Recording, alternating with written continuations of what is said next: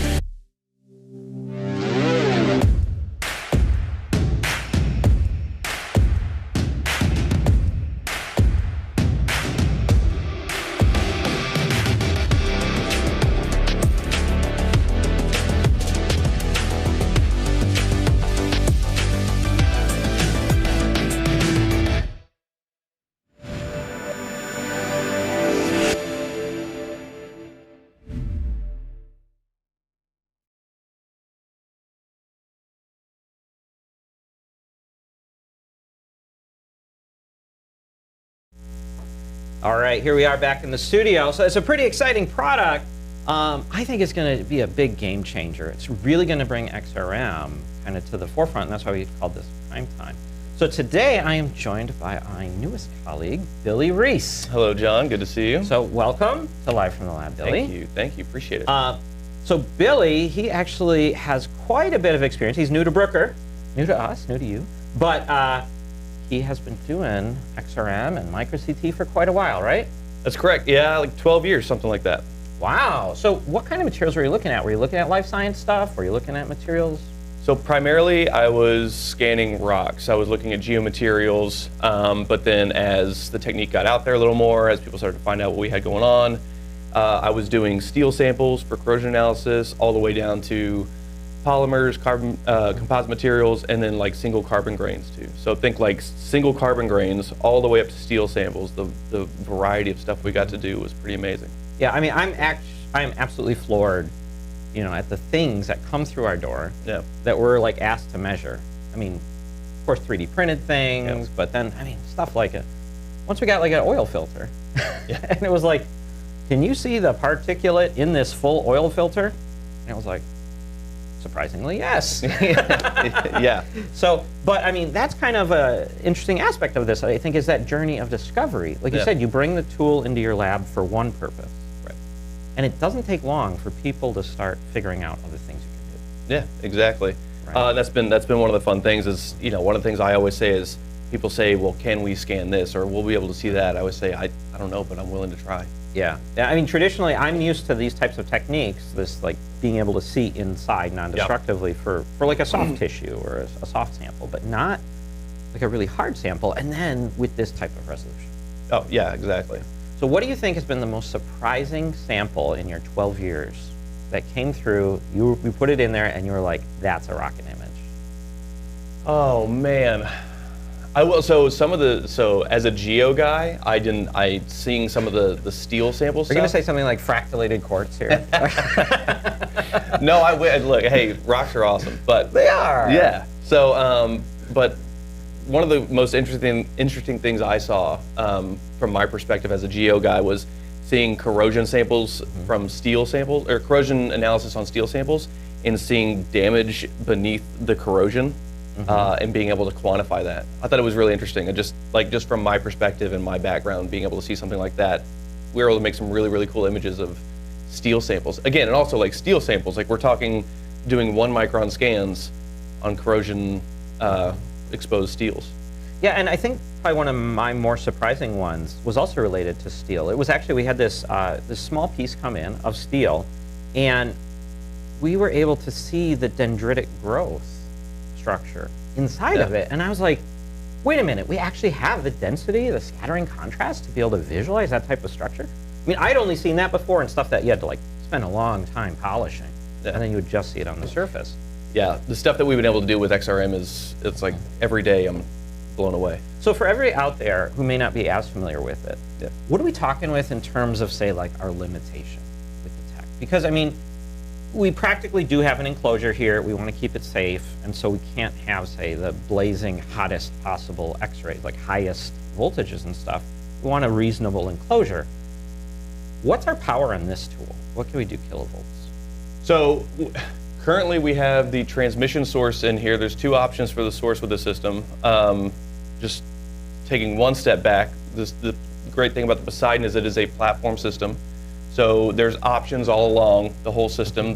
2 options for the source, so the reflection source and the transmission source. The reflection source goes up to 100 kV, and then the transmission source that we have in here goes up to 110 kV. All right, so definitely the platform thing, we'll unpack that in a second. Yeah. But with this power, so 110 kilovolts, what are we talking about? What kind of materials or what kind of samples are appropriate for this? Are we talking just like, 3D printed plastics, or can we go into some of this metallic stuff? Oh, you can definitely do some things. Yeah, absolutely. You can definitely go up to steel samples now. Some of the things, there's going to be limitations. If you're looking at something, I would say if it's like a steel sample, depending on what kind of metal you're looking at, if it's about 1 inch thick, you're going to start to have troubles. 1 inch would be a problem. But under that, I would say is iffy. Smaller steel samples are going to be fine. But then, yeah, you can do composite materials, going to be fine. Geo samples are going to be perfectly fine in here. Yeah, it's going to be a wide range of, I think, surprisingly wide range of samples you'll be able to do. Yeah. So you got to think about that X-ray absorption. If you had something that was like, 5 millimeters of lead, okay, we're gonna have an issue. Yeah, right? Exactly. Yeah. But on the other hand, if you have something with like a lot of sheet metal to it too, like an actual product, it's made of sheet metal. Well, when you think about it, the metal is not that thick. Even though the object is bigger, the actual absorption is very reasonable. Yeah. Also electronics, you're gonna have plastics and metals, and you're gonna have different materials in there. That's gonna be easily doable on here. And I know that's been a big thing that people are interested in too, so. Yeah, I think you're talking about a diameter here. The maximum sample diameter is like 100, 110, something in there, millimeters. Yep, yeah, 110 millimeters diameter by 300 millimeters tall is what the cabinet can hold.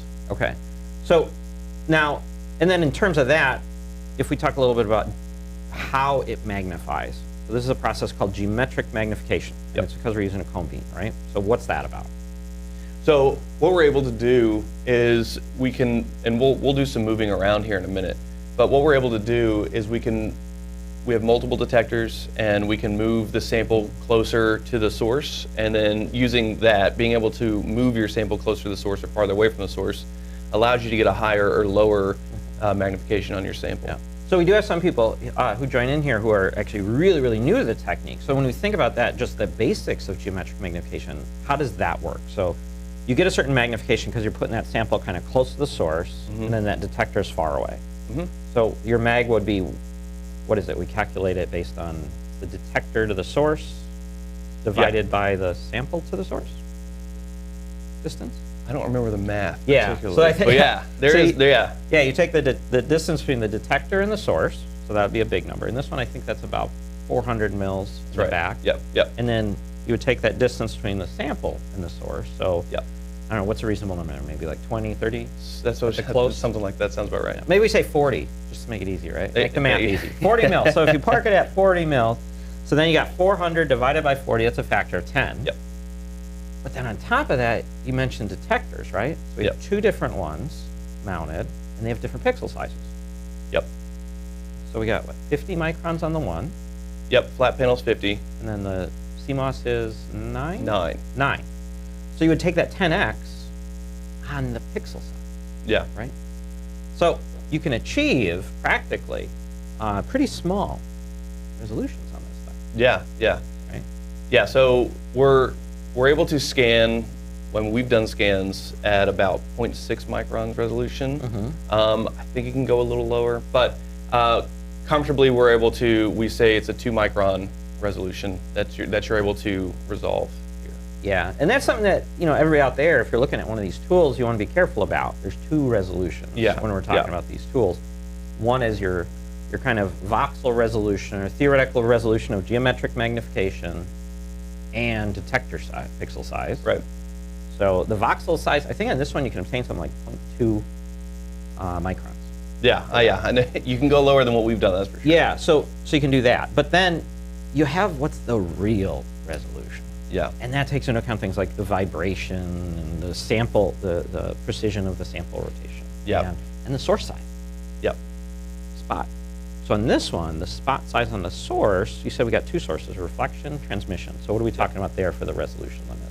So for the reflection source is going to be 5 microns, and then the transmission source is going to be 2 microns. All right.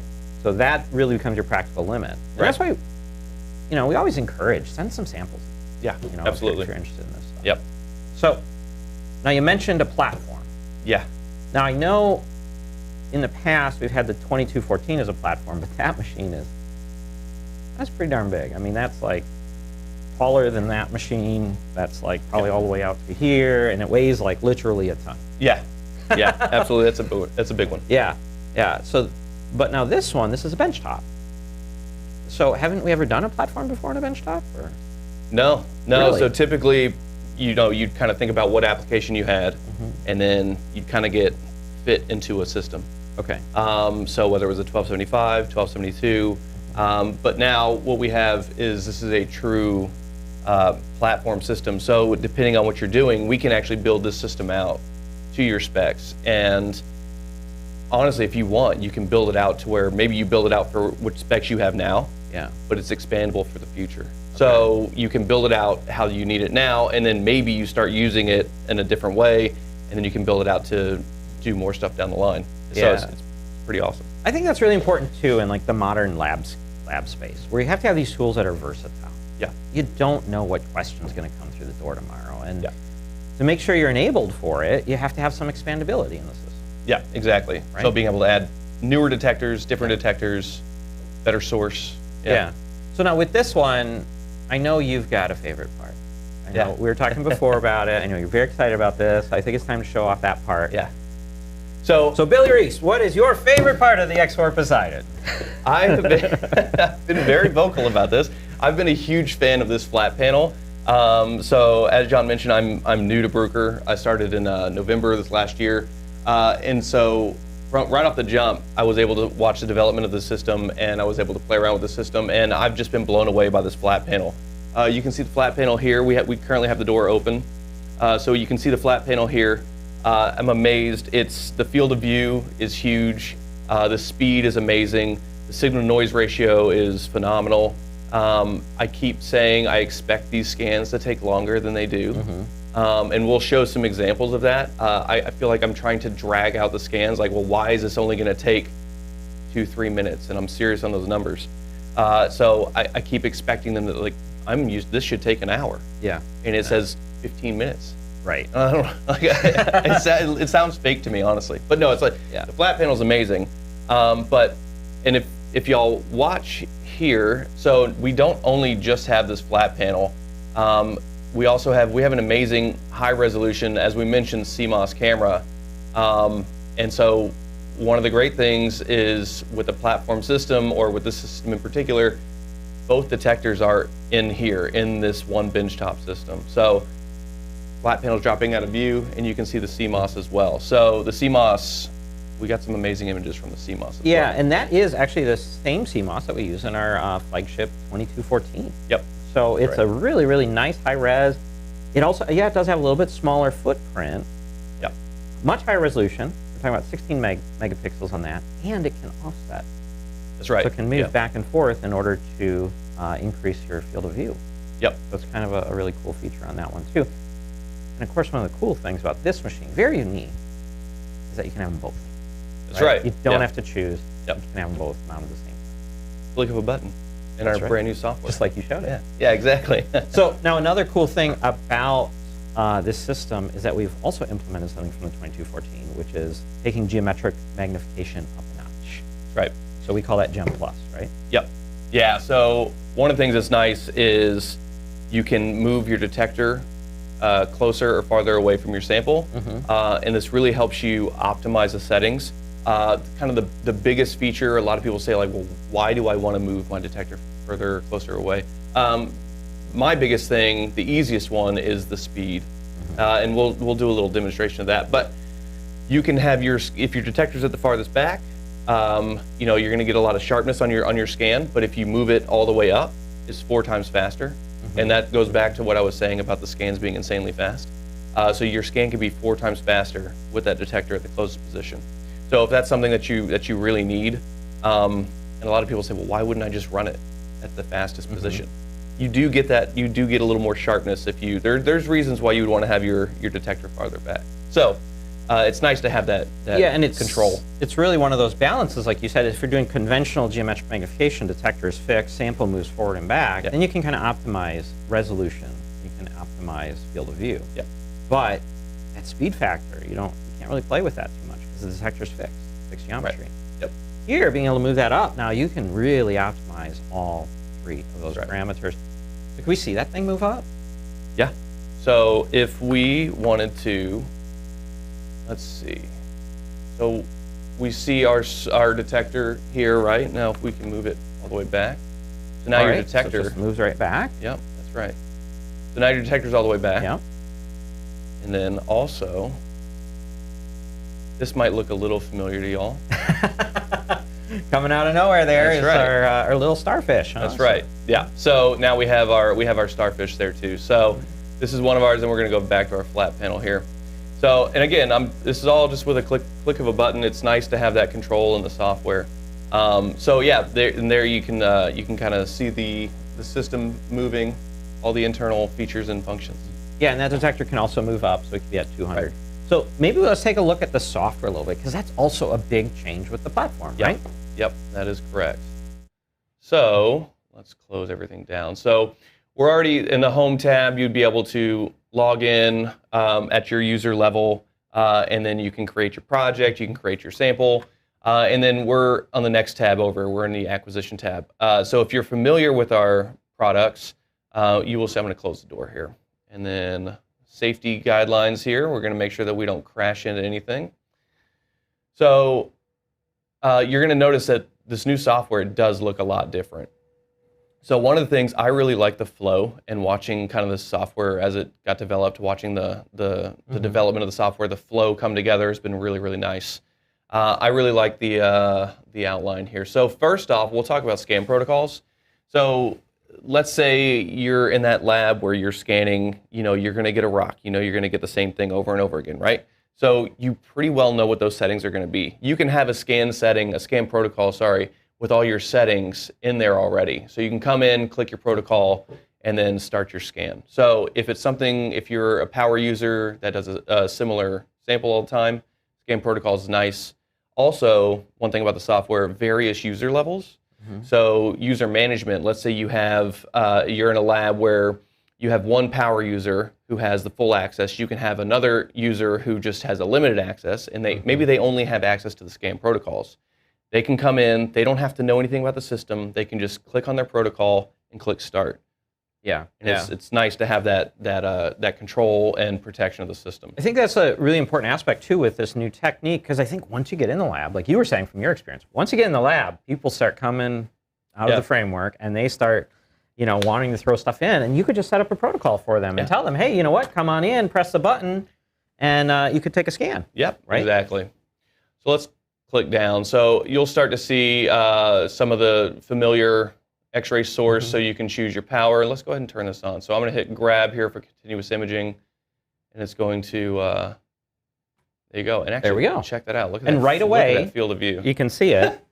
It's crazy. Now, is that right, that this is actually only 200 milliseconds for a frame? That's correct, yeah. Wow. So this is, let's turn it up. It'll take a little longer, I guess. But that's really important, because this is like a multiplicative factor. I mean, an exponential factor, because in micro-CT or in XRM, what you're doing is you're basically taking pictures at all the different rotation angles. Right. So if that number is small, that means the scan's going to be pretty darn quick. Yeah, remember we talked about the fact that, so this is at the farthest back. So this is the longest it can take. So we talked about the 4 times faster, right? Yeah. Well, let's put it to the test. Let's put it to the test. Let me show you what that means. So we'll go full field of view, okay? So I know that this starfish is 16 microns is the full field of view, okay? So that's the sample filling up the screen there. So, and this is something that, like, I recently kind of had made aware of. When you're optimizing scans here, really what your goal should be is you really want to fill up as much of the picture as you can with the sample so you can get the best resolution. Correct. Right? Yep. Okay. That's correct. So, okay, so 250 milliseconds. So, but if we do want that 4 times faster, I'm going to move this in. So it's going to take me a few different clicks. Now watch that screen. It's going to get super overexposed and oversaturated here. So, sample's gone. So what's going on here? So is the some detector, shenanigans going on? the detector. Should we go to the black screen here, Billy? Because that I can't see the sample anymore. The detector's getting super oversaturated. And so now what we're doing, so now we have everything, so we're back at 16 microns, but we're at our fastest, our closest source to detector distance. But like I said, we're saturating our detector. So 4 times faster, let's go 4 times faster. Boom. Okay. There we go. So 60 milliseconds. Yeah. So and I notice you're not even at max power here, because this transmission, we can go to 16 watts. Correct. Yeah. You're at 7 watts. You're not even at half power. So let's take a look. So if this is 16 microns resolution and we're at 60 milliseconds, if we were going to run this scan, let's take a look at our scan settings. So it's going to be a 360-degree scan, and we're going to take an image every 0.2 degrees. So I mean, that's a really high resolution. Yeah, that's over 1,600 slices. Yeah. We're looking at a 4-minute scan. And that's for the whole step and shoot geometry. Move, stop, shoot. Move, stop, shoot. Move, stop, shoot. But we got something you can even do faster. That's right. So we can do continuous rotation imaging. So like I said, this is a 4-minute scan. If in just a standard step and shoot, right?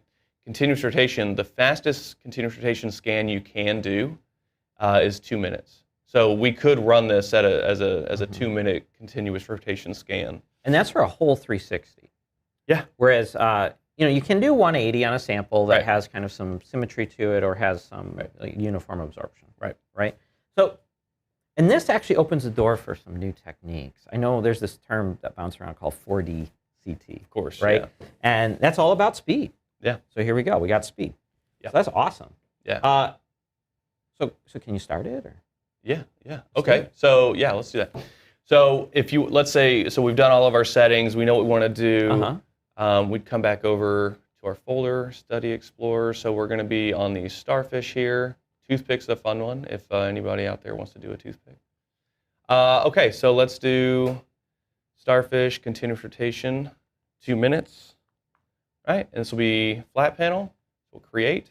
So now we have our scan list. And so one of the cool things now is you have your study is your starfish, and then if you wanted to do all these different scans, if you want to have multiple scans, as you can see, they're really quick. So you're going to be piling up a bunch of data. It's going to be too much. It's going to be too much fun, too much data to process. So now we're ready to rock. We're ready to go. And that's one thing that's really nice about that data management is that it helps you to keep track of your scans. And especially in that multi-user scenario, your scans can be seen by you. They can also be seen by an administrator. Yeah. But you don't have to worry about your interface getting cluttered up with the things that other people are doing. That's right. So start scan.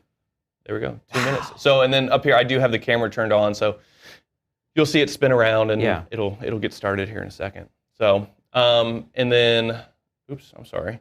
And then down here, you can see the rotation as it's going. So, yeah. That thing is like booking. Yeah, it's going. Yeah, it's going. So let's take a look at maybe some of those results. So, one thing, so happy Pi Day for all of our scientists out there. That's not a pie, Billy. It's not a pie. We don't have any pies available, and I apologize. I wish we'd had planned better. But we do have candy, and Easter is coming up. So what we have here is a Cadbury egg.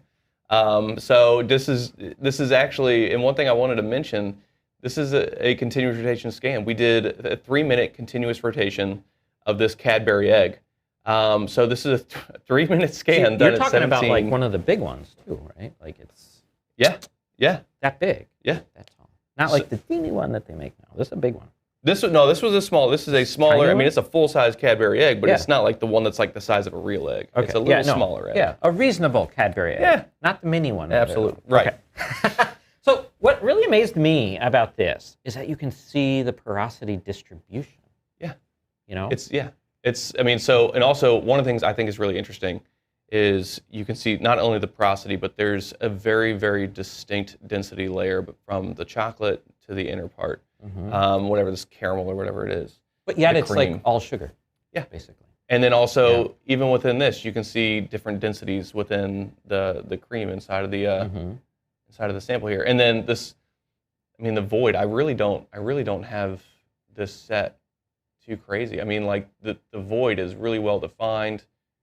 There's not a lot of air scatter inside. It's just, I don't know. It's a great. Hey, look, it's the flat panel. Yeah.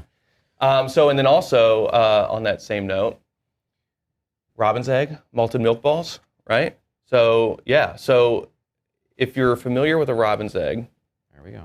That's right.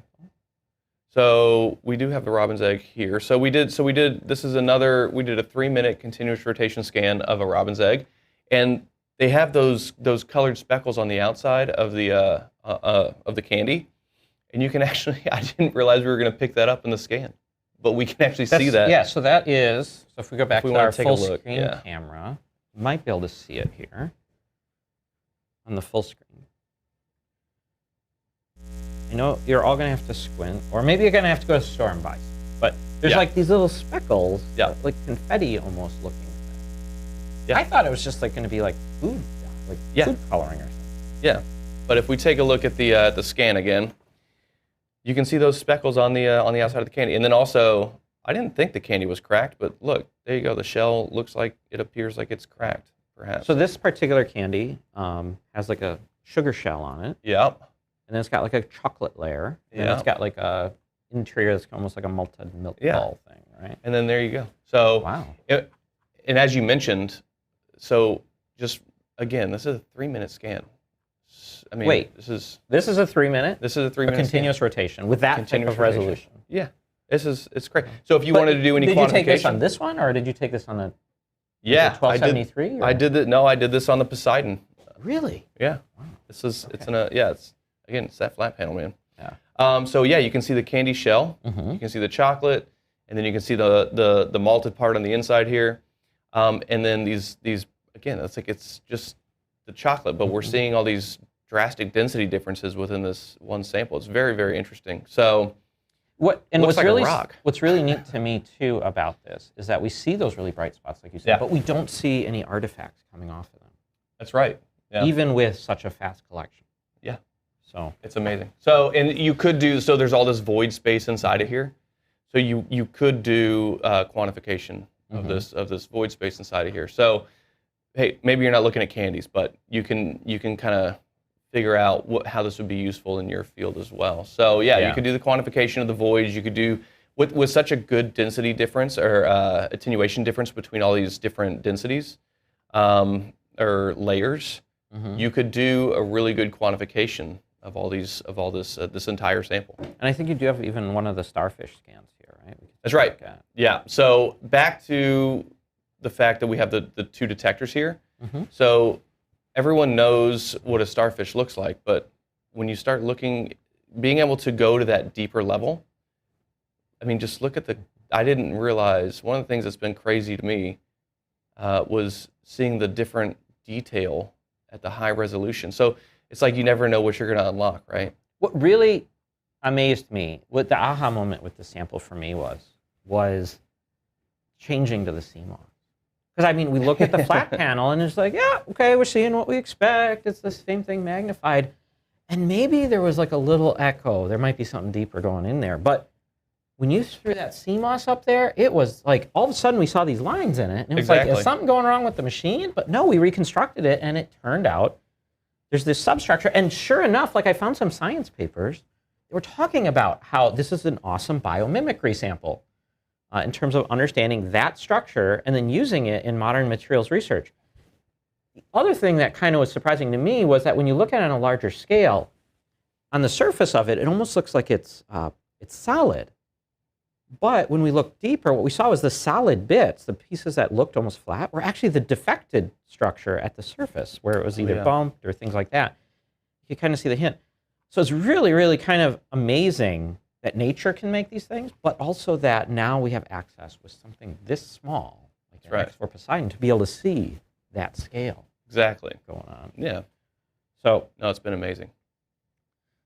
All right, so I think we've got some questions. I know we got questions that had come in before our broadcast today. And if you, by the way, if you are ever watching this episode later or one of our other episodes, or you see an upcoming one and you got a question, you can send them in to live.events@bruker.com, and then we'll try to answer them on the air if you send them in before, or we will get back to you if you send them in later. If you are watching right now, you can go ahead on the side of your screen there. You can go ahead and type in a question, and we will answer it right now. So we'll start, though, with the ones that came in before, except for, I do have to point out one comment from one of our watchers right now, and that is from our friend Nate Henderson. And he says, I was lied to, where's the pie? That's Nate, that's hand up responsibility. I apologize. Yeah. No, Billy brought that up about 5 minutes before we started today, and I said, we could have gone to Quick Trip. Yeah. We could have gotten That's my bad. That's, yeah. So let's see here. Let's start with these questions. And the first one is from Steve. I have a 1275. What's new in the X4 Poseidon? 1275. Okay, so if what is the 1275? Good. Yep. Great question. So 1275 is another one of our benchtop models. The Poseidon is actually going to be replacing the 1275 and the 1272. So if you're familiar with either one of those, this will be the replacement moving forward. So if you have the 1275, then you have reflection source, a flat panel detector, not this flat panel, this is a new flat panel. And then the detector is fixed. Mm-hmm. So, and it's going to be a smaller system. So if you have the 1275, what's new here, you're going to get a better flat panel. And as you've seen, the flat panel gives you that amazing field of view. Another thing we do, 1275 has a sample changer. So this one does have it. We don't have the sample changer hooked up, but Bruker.com/X4 Poseidon, and you'll be able to see all the details. You can see pictures of the sample changer there, 15 positions, and with a new software, new way to operate. The sample changer actually goes on the bottom as opposed to the top, which is nice. So those are a few of the newer things with this. But the direct replacement for the 1275 would be reflection source and flat panel. Yeah. And then a fixed sample distance, or fixed detector distance. Right. Yep. Correct. Yeah. So, but very easily you could get a 1275 upgrade and make it even better. You could do reflection source, flat panel with the variable detector distance. That'd be right. It's immediate change, immediate upgrade. So, and by that, by the way, just in case there's a question, by 1275 upgrade, we meant you could take that configuration of an X4 Poseidon and make it better. We can't necessarily take a 1275 and upgrade it to a Poseidon. You can talk to your salesperson. I'm sure they can help you out there. But so I mean, it's basically like all of the ease of use, but even better. Yeah. More field of view. Yeah. Better contrast. Right. Better resolution. Yep. Everything is better. Yeah. So, and the extensibility of a platform. Yeah. Now versus the 1272, there you'd be talking about the CMOS detector. Yep. and you would have a better resolution. But here we're even better resolution, 1272. And there you did have that ability for moving the detector up, Right. but they were fixed distances. Right, yeah, you're going close, middle, or far. Yeah. So now you get to choose that number. So it doesn't have to be close, middle, or far. You can tell it where you want it to go. Yeah, so you can really optimize. Yeah, you really dial for it your in. sample. Yep. In that case. All right, next question from Josue. I currently use a desktop SEM. What does this technique bring to the lab? Surprisingly, we actually got a lot of questions like this out of our live release that we did a few weeks ago about people with optical or SEM. What's the benefit of XRM or of the X4 over some of those techniques? Is it really over, or is it more this is an additional tool? One thing I've always said is these are all complementary analyses. So if you have a benchtop, or sorry, if you have a desktop SEM or you have like a conventional one of your large SEMs, this is something that goes hand in hand. It can be complementary to that analysis. So what I would say the difference is with an SEM, you're typically, I'm not sure what your settings are, what your system setup is, but you're typically looking at a much higher resolution, but you're only looking at the surface. And so that's going to be a destructive technique. You're going to have to polish the sample down or mount it. It's an epoxy, whatever it is. So it's going to be destructive, and then you're only looking at the surface. This is non-destructive. You can toss your entire sample into the system, and then you can get the full 3D. You can see inside of your sample. So you're getting a different level of detail, but also at a really high resolution. Again, if you have a smaller sample, you can get down to 2 microns. Yeah. So, and in terms of that, the other thing to think about is in sample compatibility. Yeah. So inside of there, when that door closes, it's not a vacuum. Right. This is an ambient environment, so you don't have to worry about, say, if it's a liquid, a gel, something like that, you know, breaking the whole machine and being down. This thing is great. I liked what you said, though, that it's like a complement. This is another tool. Right. Because now you can see the volume of the sample, whereas those other techniques limited to the surface. Yeah, exactly. So very complementary, and in terms of pricing even, I'll say, normally we don't talk about pricing here, but yeah, we're talking about like very economical here. I mean, like benchtop SEM. Yeah. So these machines have really gotten, I think, affordable, and I think we're gonna see it become the ubiquitous. Yeah, yeah. So from Isabel, what resolution can you obtain? We talked about this a little bit. Yeah, so you can scan at 0.2 microns resolution, but these are going to be scanning sample dependent. So with a very small sample, you can get down to a 0.2 micron resolution scan. Spatial resolution, which you can confidently quantify. We're looking at the spot size of the transmission source is a 2 micron resolution. Yeah, so the voxel size, that is like the data grid there. If you have, I think it's a 2 millimeter sample, and you can place that really close to the source, so you get a huge magnification. CMOS detector, talking 0.2 micron, kind of like, we call it voxel size, or it'd be like pixel size, right? And then the practical resolution due to the source is the 2 microns. And it's good to super sample. It's good to have that oversampling, because otherwise it's nothing, nothing, nothing, everything, nothing, right? Exactly, yeah. And you can't, like, so you do want to have that super sampling so that you can see, like, oh yeah, it's not just a pixel, it's a round shape. Yeah. Okay. Okay, next question. So, actually this one has come in from Symphony. What's a good resource for reading about this instrument? Aren't you decreasing magnification by moving the detector closer to the source? So let's start with the first part. Do you have any recommendations for how we can, read about the instrument and maybe even XRM in general? XRM in general. So the instrument, Bruker.com/X4 POSEIDON. Along with that, when you go there, you scroll down, if you look at applications, we have, you're gonna have to remind me, is it 16 app notes? I think it's like 20. 20? Okay. We have a very, very large amount. I'm not sure what field you're in, but if you're in geo, if it's life sciences or materials, we probably have an app note out there. So whatever field you're in, you can probably go find a very detailed description on what XRM does for you in your specific field. So that's probably a pretty good one-stop shop. Yeah, so we've got the website, and if you want, the brochure is right there. You can just click on it and you get it right away. All those app notes are there. Also, there is a link on our website for the webinar, or the web event, I should say, that we did when we released it. And so you can watch that. And there what we did is we actually talked to the developer. We talked to the app, we talked to the product manager, and they tell us about the product. So go ahead and click on that, that link for the intro webinar, and that's a great resource too. Now, in terms of XRM in general, it's a funny thing because, like I said, this is a newer technique. This is something for materials that's becoming more and more out there. I'm not really aware of a standard textbook at this time for it, or anything like that. If anybody knows of one out there, write in the comments so that we can, be recommending it, people.